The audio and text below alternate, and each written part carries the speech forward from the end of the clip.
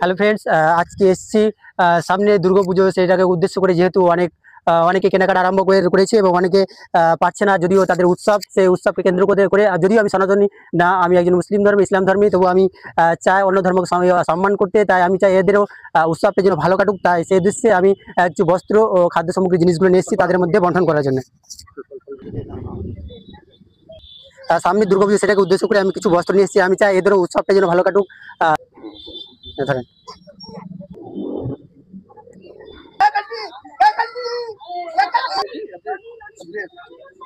मारेंगे हल्ला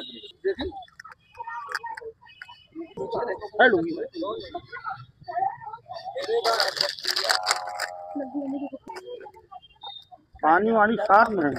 आप बहुत अच्छे चाचा। ठीक है, এখন আর দিতে দেবেন না, ঠিক আছে? ঠিক है, ठीक है बाबा, जा रहे हैं, ठीक है।